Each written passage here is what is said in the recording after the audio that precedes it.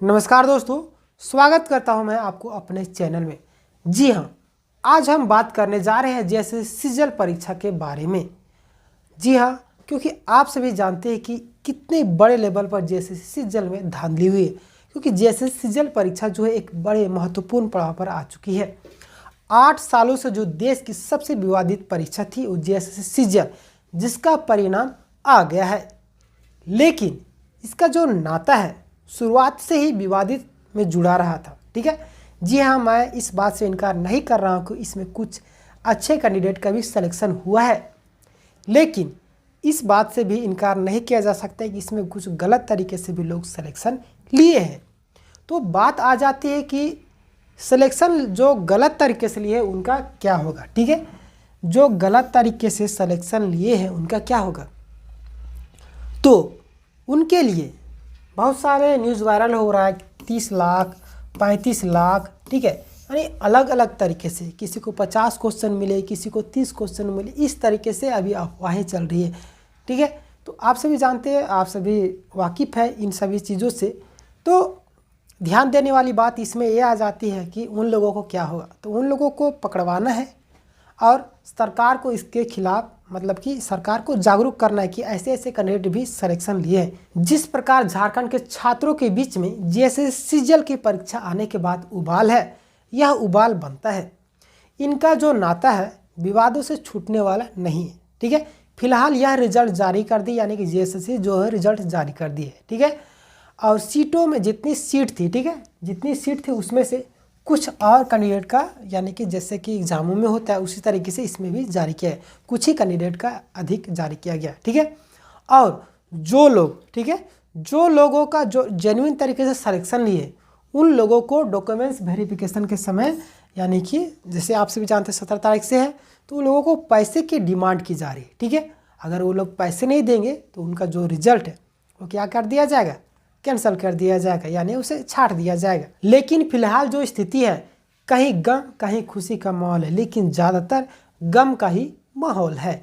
लेकिन बहुत ही कम आशंका कि अंतिम परिणाम की ओर जा सके, क्योंकि इसके बीच में जो आड़े आ रही है वह है कोर्ट। ठीक है, कोर्ट में आप सभी जानते हैं कि 2-2 PIL, ठीक है, 2-2 PIL वो चल रहा है।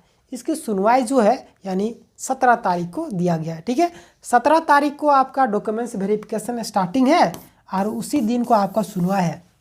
ठीक है, उसी दिन को सुनवाई है। तो ऐसे में हो सकता है, बहुत सारे खबर भी आ रही है कि उस समय डॉक्यूमेंट्स वेरिफिकेशन के लिए लोगों को जाने भी नहीं दिया जाएगा, वहाँ पर रोका जाएगा। ठीक है, या तो कुछ और तरीके से भी इस तरीके से आ रही है। ठीक है, क्या होगा आपको अपडेट ज़रूर बताएंगे। ठीक है, अगर माननीय न्यायालय, ठीक है, अगर माननीय न्यायालय इस बात को, यानी कि PIL के द्वारा सुनवाई करती है उसके सबूतों के द्वारा, तो क्या होगा कि जो भी सबूत है वो काफ़ी है, ठीक है, एग्ज़ाम को रद्द करवाने के लिए। ठीक है, उस पर रोक देगी, यानी कि DB पर रोक लगा देगी और अंतिम परिणाम जारी। ठीक है, DB तो स्टार्ट हो जाएगा उस दिन तो सुनवाई शाम भी हो सकता है। लेकिन अगर क्या होता है कि फर्स्ट दिन तो चला गया DB, जैसे सुनवाई हो जाता तो उस पर रोक लगा देगी। ठीक है, रोक लगा देगी तो क्या होगा कि जो जितने भी छात्र जो DB करवा लिए हैं, ठीक है, और जो बाकी बचे हैं सभी का जो फाइनल लिस्ट आने से पहले रोक लग जाएगा। ठीक है, यानी फिर से एग्ज़ाम करवाया जाएगा।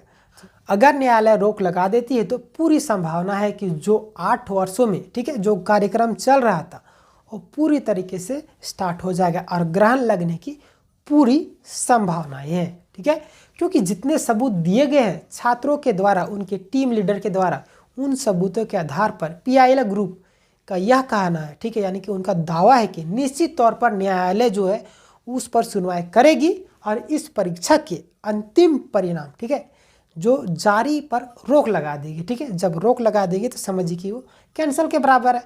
ठीक है, तो इस परीक्षा का जो अंतिम परिणाम उस पर रोक लगा दी, क्योंकि आप सभी जानते हैं कि उनका जो सुनवाई था हमारा शुरू में 3 दिसंबर को था, लेकिन जज साहब के कुछ निजी काम थे, यानी कि कुछ प्रॉब्लम आ गया था, जिसके कारण उसकी जो सुनवाई है 17 तारीख को कर दी गई थी। ठीक है, तो 17 तारीख तक वेट कीजिए, इसका परिणाम क्या होगा। ठीक है, तो बाकी बात जो भी अपडेट आएगा आपको ज़रूर बताएंगे। आगे देखने वाली बात यह होगी कि कोर्ट जो है, न्यायालय किनके पक्ष में फैसला देती है, या तो सरकार के पक्ष में, जेएसएससी के पक्ष में, या तो स्टूडेंट के पक्ष में। ठीक है, तो जो भी निष्कर्ष निकलेगा आपको ज़रूर बताएंगे। तब तक के लिए अगर आप हमारे चैनल में नए हैं तो चैनल को ज़रूर सब्सक्राइब कर लीजिए, ताकि ऐसे मोस्ट इंपॉर्टेंट इन्फॉर्मेशन सबसे पहले आपके लिए लाता रहता हूँ।